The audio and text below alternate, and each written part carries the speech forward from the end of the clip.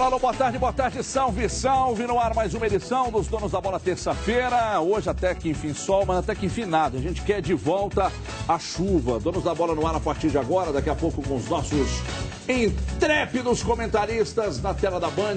E de bate-pronto a gente já fala que o empate contra a Chapecoense só serviu para uma coisa, que foi mostrar as novas caras para a torcida cruzeirense. Luciano Dias traz as novas caras do Cruzeiro, a meninada da base, muito bem formada na base cruzeirense. Veja aí. Fotos, muitas fotos.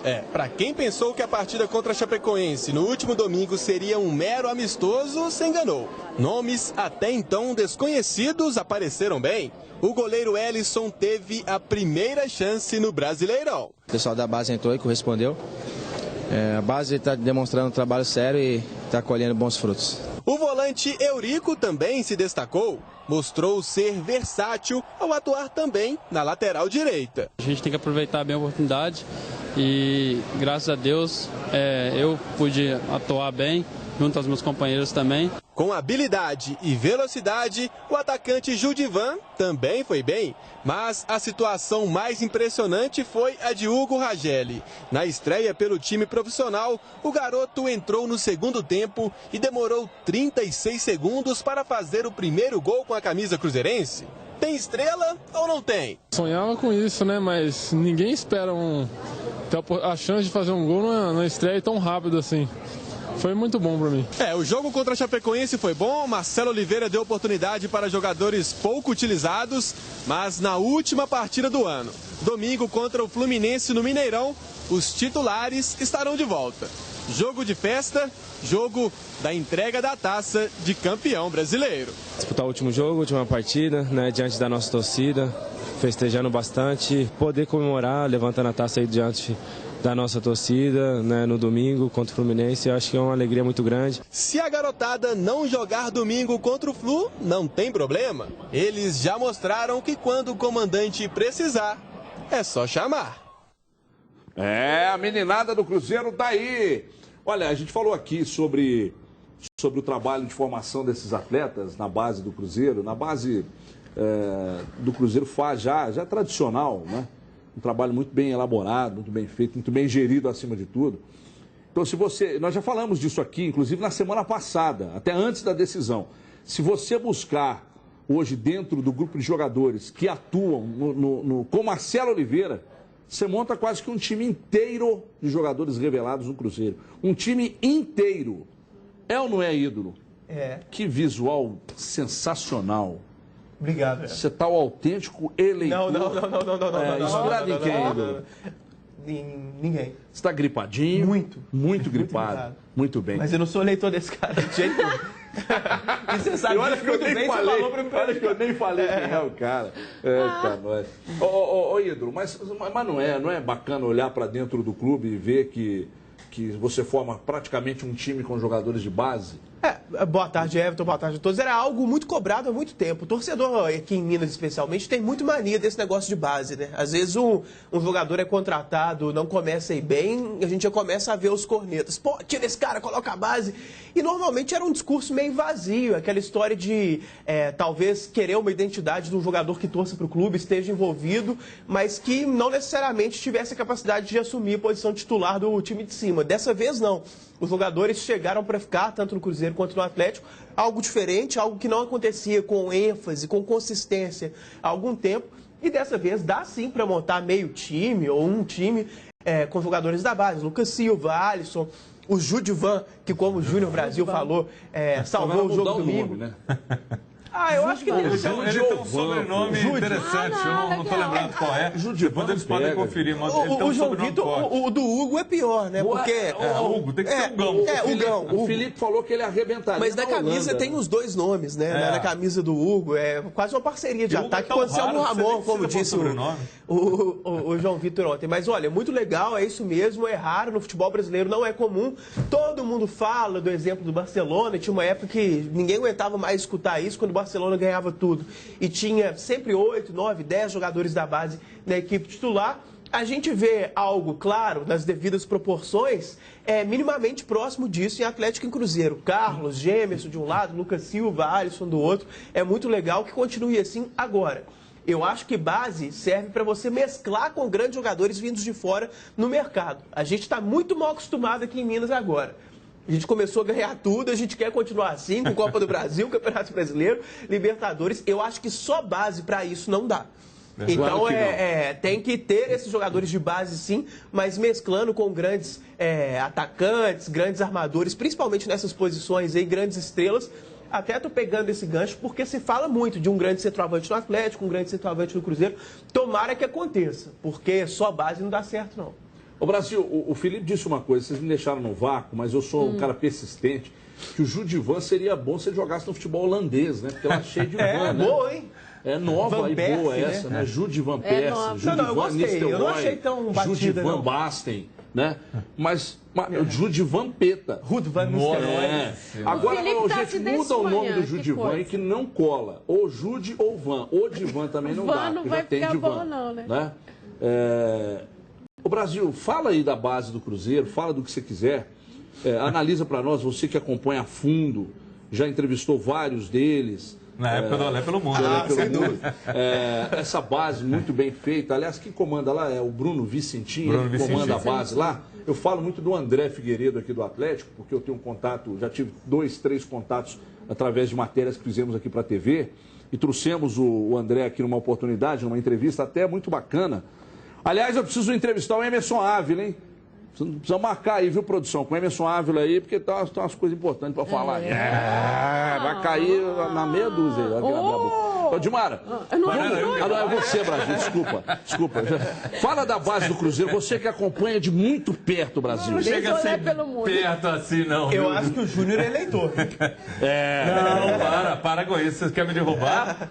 Como diz, não vou nem falar o que diz aquele capitão do BOP, não. Mas o Judivan pode usar o sobrenome dele, Silva, que é um nome forte. Legal. E é interessante. Da Silva, né? Eu acho. Da Silva você falava do Silva, né? Ou até da Silva, já teve da Silva. Então é interessante, melhor do que o Judivan. Agora, a base do Cruzeiro vem sim mostrando jogadores. A base, de modo geral, tanto de Atlético como Cruzeiro, nos últimos anos, tem mostrado muitos jogadores. E isso é importante. Vindo uma safra boa, parece que o trabalho está sendo mais efetivo. E isso também é um reflexo das estruturas dos CTs. O Cruzeiro com a Toquinha, o Atlético integrado lá no CT, na Cidade do Galo. Então, isso é muito interessante. Fica mais fácil, os treinadores acompanham mais. Tem pessoas capacitadas, muito capacitadas, tanto no Atlético quanto no Cruzeiro. E o Cruzeiro está lá o Raul Plasma, um dos ídolos, o Bruno Vicentim, que também tem acompanhado, feito um trabalho efetivo, buscado jogadores, quase que aquela termo que a gente usa, o pré-pronto. Isso também tem acontecido, aqueles jogadores que vão despontando. E é muito importante, sim. A base é um caminho, e um exemplo que a gente está vendo via Lucas Silva, valorizado, de você obter uma grana. O Mike, né, que a gente não comentou, mas que é óbvio. Claro, também. E o Lucas, pelo momento, para essa... entrou na seleção ontem. Na seleção ontem. Então é muito interessante quando você tem qualidade. E vejo, sim, esse menino Judivan com potencial. Ano que vem, Campeonato Mineiro, Everton. A hora é essa. Dá oportunidade para esses meninos. Põe essa molecada aí. Para o cara já chegar com cancha, de repente, num segundo semestre, numa hora que você precisa, o grupo está estourado. Então você tem que aproveitar para isso. E tem muita gente boa aí nos dois clubes. Você pega, por exemplo, jogadores reservas de Mara, de Atlético Cruzeiro, e mescla com os jogadores da base e põe para rodar no Campeonato Mineiro. O time titular sai fazendo amistosos aí, com grandes equipes. Aliás, seria excepcional se nós voltássemos nesse momento com a Copa Sul Minas. Por quê? Porque nós temos 2 mineiros supercampeões, nós temos outros 2 times do Sul. O Grêmio não se classificou, mas inegavelmente tem um bom time. O Inter até me surpreendeu, embora no início da competição, desculpa, tá? Eu coloquei exatamente os 4 como finalistas, exatamente os 4. Só que eu errei, que eu coloquei o Atlético pelo Brasileiro. Ele entrou pela Copa do Brasil. Então mas você os não 4... acreditava no título da Copa do Brasil, é isso? Foi antes. Não, é porque a pergunta era quais os 4 do Brasileiro que se classificariam para a Libertadores. Mas enfim, então você se voltasse a Copa Sul Minas agora, com 4 times de Santa Catarina disputando o Brasileiro, os 2 do Paraná, os 2 do Sul com os 2 daqui, ou se fosse 2 de cada estado, não interfere. Ia ser maior do que o Rio Nós teríamos aqui um campeonato excepcional com base para o restante da temporada. Uma base muito maior do que o Campeonato Mineiro. e o Campeonato Mineiro regionalizado. Ah, mas isso é utopia, isso é loucura, sei lá, de repente o Castelar, de repente dá uma louca no Castelar e o Castelar resolve inovar.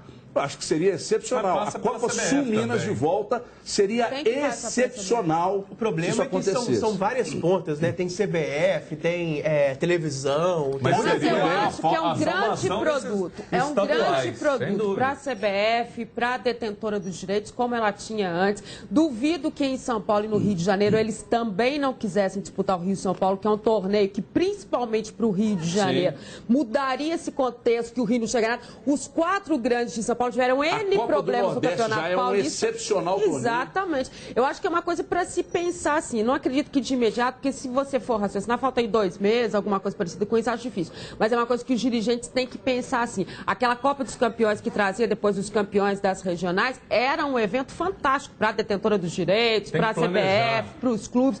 A coisa tem que ser planejada. E mais do que isso, né, você poderia ter no estadual esse aproveitamento efetivo dos meninos. Coisa que depois você não tem que ter tudo em cima da hora, porque o próprio Atlético teve que se utilizar dos meninos meio que em cima da hora.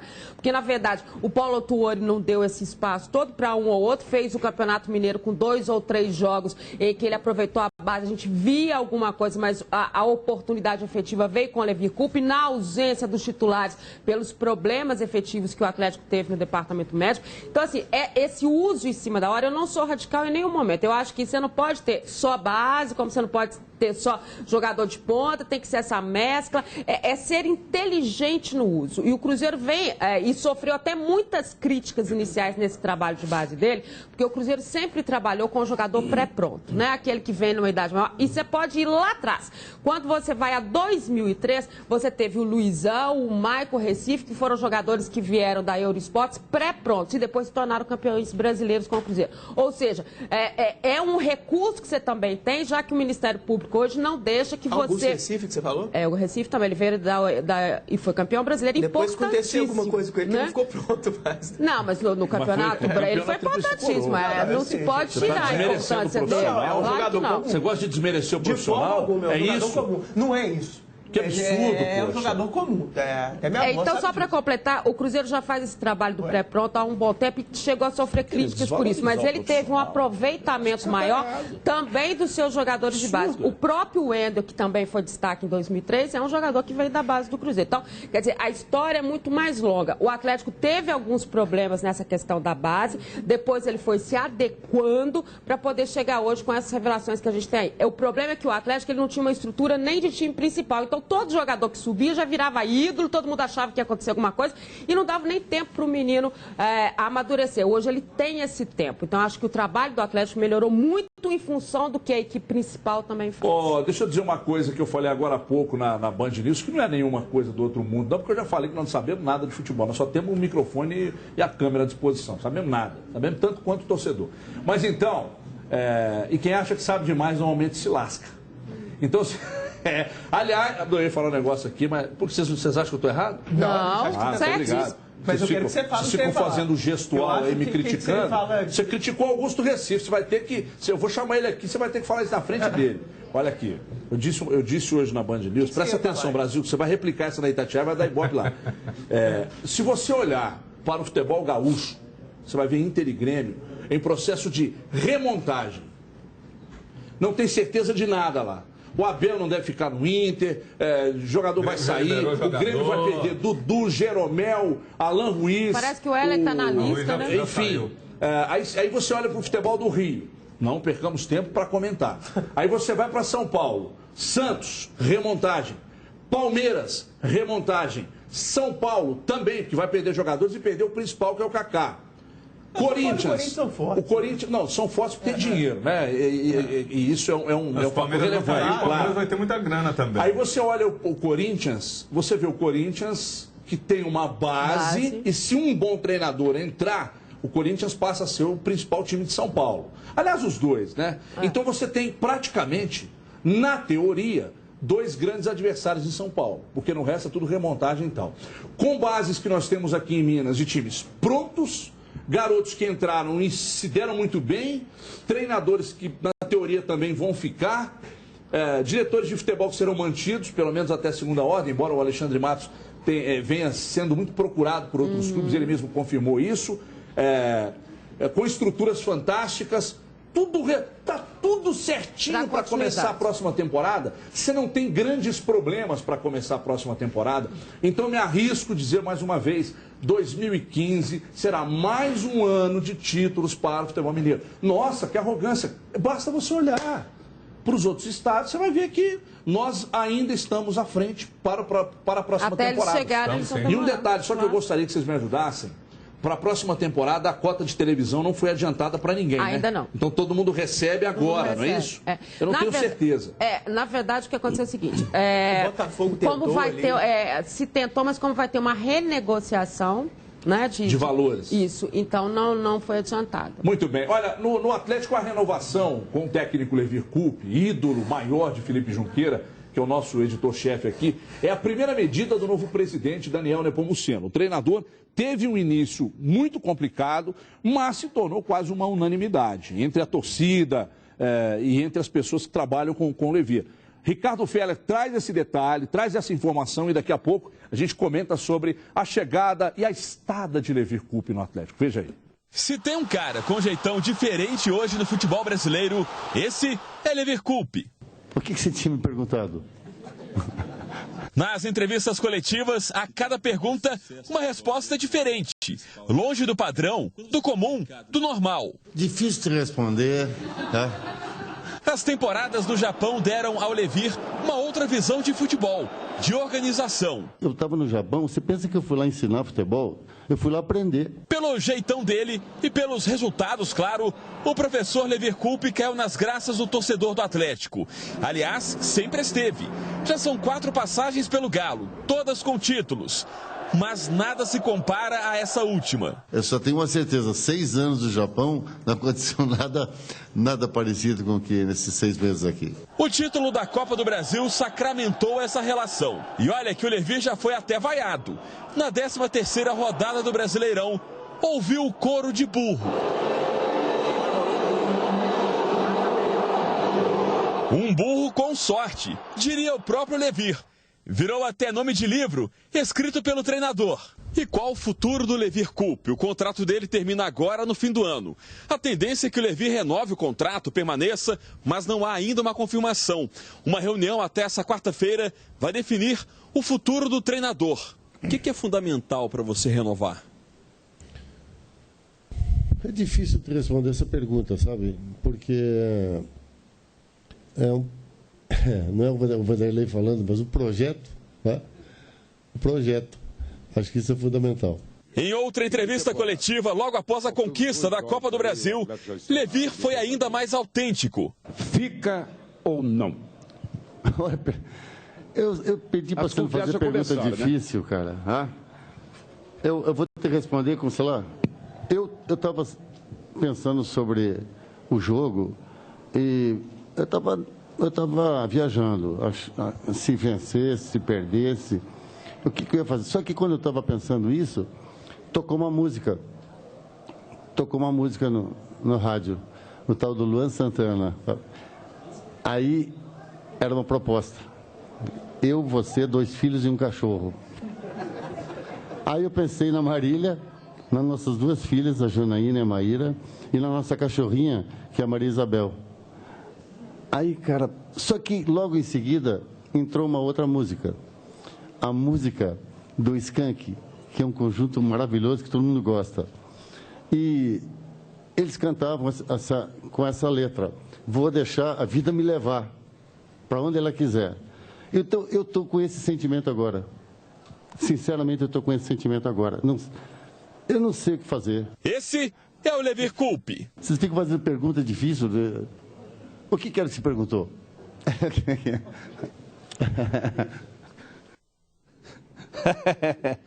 Ai, Levir. Luan Santana é muito para mim. Ô, Levir, deixa eu dizer uma coisa para você. como a gente te criticou, né, rapaz? Como você deu um tapa na nossa cara. Mentira. Vocês também. Vocês também. Só que vocês têm medo do posicionamento claro e direto. Vocês têm medo do posicionamento claro e direto. Vocês criticam fora do ar. Vocês têm medo de dar cara para bater aqui. Eu critiquei, inclusive, o dia que eu entrevistei o Levi. Tem criticado o Emerson Conceição, tanto que você elogiou o Emerson Conceição. Não, isso tá de brinquedo. Você tem que ter elogiado o Levi. Não. Tá? Inclusive, o dia que eu brinquei o dia que eu entrevistei o Levi, eu disse para ele, Levi, eu não gosto do seu trabalho. Ele falou, o problema é seu. Qual é o problema dele? Isso, né? Mas aí deu no que deu, né, Levi? Sensacional. Não vê televisão, né? Exatamente. Foi sensacional. O trabalho do Levi é impecável. Agora, para quem disse que ele chegou desatualizado, Júnior Brasil, fala agora mesmo. Que você tem para falar. Chegou, e eu deixei isso muito claro. Se o Levi tivesse se inteirado naquele momento, você não afirma, desde dezembro, não. Nós aqui, claro. Todos nós, desde dezembro, quando ele chegou, se ele tivesse respirado mais o Atlético, ele teria ganhado um certo tempo no conhecimento da forma do time jogar e de seu jogador. Ganharia um certo tempo, mas não ganharia a Copa do Brasil, Brasil? Quem disse que não? Ele poderia ter brigado efetivamente pelo brasileiro. Inclusive, eu disse isso. Se ele tivesse, e a partir... Eu lembro muito bem quando a Edmar entrevistou o Levi em dezembro, e aí, naquele momento, eu falei, a partir de agora, o Levi vai viver o futebol, vai viver o Atlético, vai ver todos os filmes, DVDs, tudo que existe. E não aconteceu isso. Então, ele teve uma dificuldade de conhecimento. E, para mim, o divisor de águas foi aquele clássico que ele colocou apenas um volante no Mineirão, e o Atlético jogou muito bem. A partir dali mudou a filosofia dele, ele se sentiu seguro para dar mais oportunidade para os meninos, colocar um time mais ofensivo. E mais, se Paulo Autuori, que foi sim, esse um erro de uma diretoria que acertou barbaridade, de uma diretoria que merece altos elogios, Paulo Autuori foi um erro. Se Levi tivesse chegado antes, você critica o Paulo Autuori porque ele não está aqui para se defender, Brasil. E tá colhendo Você está assim, apaixonado pelo Paulo Autuori, você está... Aliás, ele sumiu, né? Será que vai reaparecer? O Paulo Autuori, eu dei o Levi... Vocês criticam o Paulo Autuori de forma injusta, porque o Paulo Autuori não está aqui para se defender. É monstro, né? Dimar, você quer se pronunciar? Eu posso tocar o barco. Eu quero dizer que eu concordo com isso no Brasil. Paulo Autuori foi o grande erro. A orelha dele deve estar vermelha. Depois ele telefona para falar se é verdade. E o Levi, ele falou ali, né? Como é que é a vida me levar? E tal. Você vê como é que é a história, né? Quem diria que o final seria esse, né? Com a chegada dele, da forma como ele chegou. Qual é o caminho, né? E aí as pessoas falam assim, tem receita para um time campeão? Não tem receita para um time campeão. Mas tem alternativas, situações que vão levando. A parte disciplinar dele, como pesou naquele momento, todo mundo falou... Você sabe que eu discordo do Brasil em vários pontos, mas um deles, que é o principal, que você falou que o ponto... de mutação desse time do Levi foi o clássico. Para mim, foi quando ele aboliu a concentração. A partir daquele momento, a impressão que eu tenho é de que ele ganhou o grupo de vez. Né? Ganhou o grupo de vez. O que você pensa sobre isso? Do Jô. A situação contada? Cadu Russodoné. Olha, para começar, é claro que o primordial no trabalho de um treinador é a qualidade dos resultados, o trabalho em si dentro de campo. A entrevista é algo secundário. Só que, meus amigos Júnior Brasil e meu amigo Everton Guimarães, a reportagem é muito bacana porque o Levi conquistou muita gente com as entrevistas. Claro que com o resultado em campo, com a consistência do time, com a qualidade da equipe do Galo, mas também, e em alguns casos principalmente, com o carisma nas entrevistas, com ideias diferentes, com um certo charme, né? A pessoa carismática, Cadu, a pessoa carismática, ela tende a se dar melhor na vida? Ah, sem dúvida. Quem que você conhece que é uma pessoa muito carismática? Deixa eu ver. Emanuel Carneiro. Ótimo. Eu tô na dúvida. Emanuel Carneiro e José Clarinho. Eu também ia falar. Isso é carisma que não cabe na sala. É verdade. Agora nisso o Levi mudou também. O que ele mudou? Na questão das entrevistas. O Levi era um treinador completamente diferente em termos de entrevista. Você pega a última passagem dele no Cruzeiro, você vê como é que era. Daí você vem para a passagem dele quando ele subiu com o Atlético da Série B, já era um outro treinador. Ele deu um tempo para ele mesmo em relação à imprensa, essa relação que ele tinha com a imprensa. Era uma relação desgastada também. E aí ele mudou o contexto, ele passou a entender melhor o que era perguntado, a ter uma paciência que eu achava que o Levi não tinha mais. Olha, deixa eu só... Ele trouxe essa paciência. Desculpa, Dimara, só para anunciar. O Paquito, mostra aqui para mim, por gentileza. A gente vai sortear através do 72250. Você pode participar. Esses dois produtos aqui são presentes da rede de lojas Maior de Minas. São várias espalhadas pelo estado. Belo Horizonte tem, Governador Valadares tem, Sete Lagoas, Divinópolis. Aqui em Belo Horizonte são vários pontos, em vários shoppings, onde você, torcedor do Cruzeiro, encontra todos os produtos do Cruzeiro, todos. E esses dois aqui a gente vai sortear, né? Você que gosta de tomar um xarope, tá aqui, ó, nada melhor. Então como é que você vai faturar? Você vai enviar um torpedo com o seu nome para 72250. Você digita MG, espaço e o seu nome. O sorteio rola hoje, terça. Quinta-feira o sorteio rola aqui nos Donos da Bola, ok? Toda semana a gente vai fazer os sorteios dos produtos do Cruzeiro, um presente das lojas Maior de Minas. Para você que está em casa aí, em todas as cidades, as principais cidades do estado, você encontra em breve mais uma loja que a gente, eu e o Cadu, vamos abrir lá em Montes Claros, vamos abrir. Olha aqui, a CBF divulgou ontem a seleção do Campeonato Brasileiro, votada por jornalistas, técnicos e também capitães dos times da Série A. Veja como é que ficou a seleção, hein? Põe na tela aí, Felipe. Pelo segundo ano consecutivo, o meia Everton Ribeiro foi eleito o craque do Brasileirão. Pra fazer!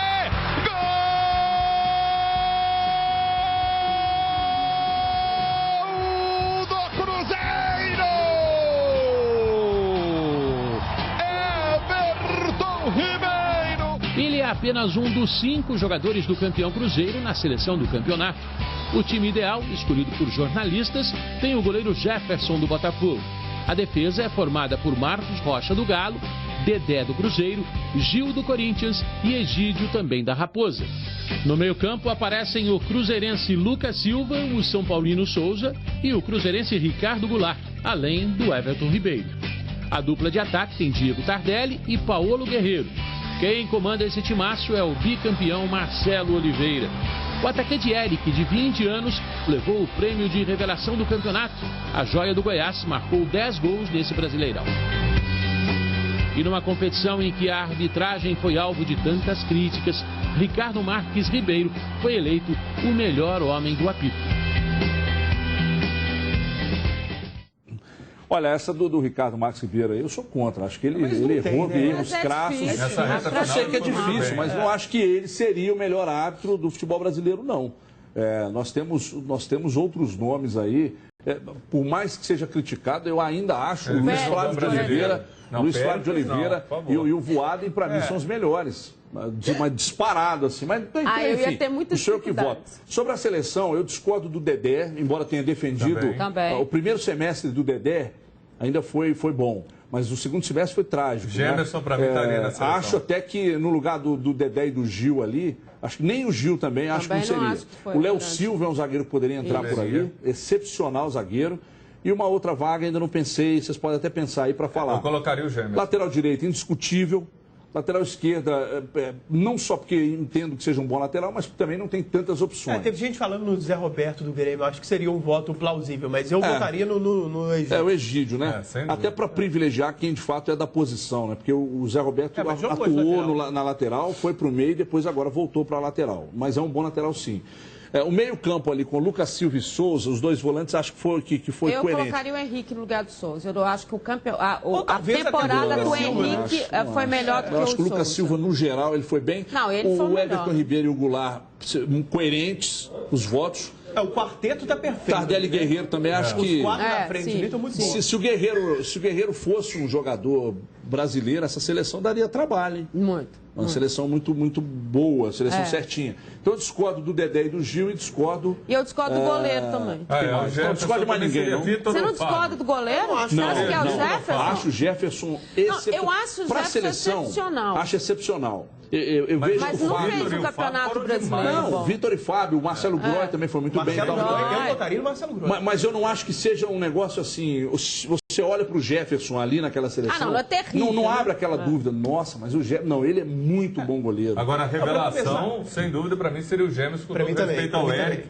Lá do também Goiás, é bom jogador. Um bom jogador, de um potencial ótimo jogador até. Mas o Gemerson só não é tão valorizado pela posição, o cara que está Mas você não acha que é porque ele apareceu mais nessa reta final? Foi por causa disso. A figura da revelação dessas premiações, normalmente, é um jogador que faz acontecer, de drible, aquela coisa do jovem que vai pra cima, insinuante. Tem sempre essa tendência. Só que mas eu acho que o Jefferson perdeu pela reta final, porque foi só na reta final. E eu discordo do craque do campeonato também. Eu acho que o Ricardo Goulart jogou mais que o Everton Ribeiro. No primeiro turno, sem engraçado, dúvida. O craque do primeiro turno foi o Ricardo Goulart.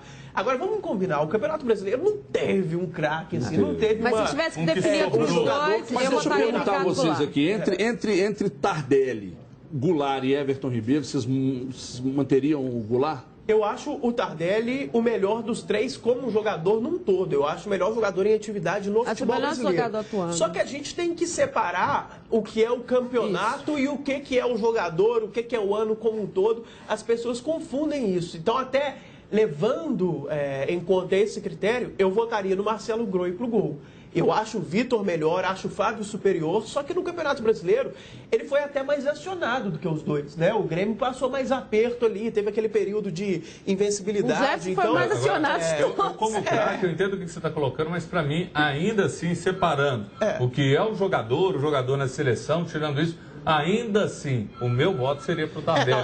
Para concluir. Os três mas muito pelo brasileiro, eu acho o Tardelli mais jogador, eu acho o Tardelli o melhor dos três, acho o Tardelli o melhor jogador em atividade no Brasil e confesso, escolher o melhor jogador do campeonato, eu acho muito complicado, mas muito mesmo. É difícil. Não teve um cara esses três muito parelhos. Mas mesmo os três, porque no segundo turno, os três foram chamados para a seleção várias vezes. O Tardelli teve um período de suspensão. O Goulart teve um momento machucado. O Everton Ribeiro caiu de produção na segunda metade. Muito. Então, quer dizer, fica complicado. No primeiro turno, teve um craque mais claro, assim, que foi o Ricardo Goulart. Agora, no todo do campeonato, eu não sei.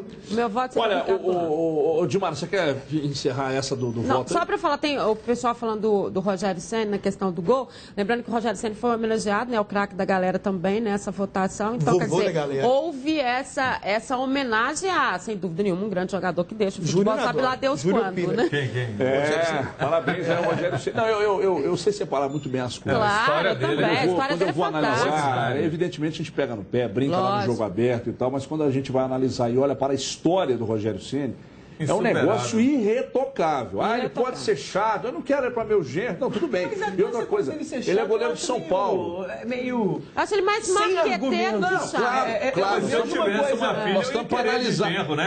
Rogério Ceni não é seu não. Ele é um baita dote, né? Caça-dote. Para analisar o goleiro, a história do goleiro. A história do goleiro Rogério Ceni é uma história muito rica, porque ele fez defesas importantes ao longo da história, ele marcou gols que eu acho que nenhum outro goleiro vai chegar aos números que ele chegou com os pés.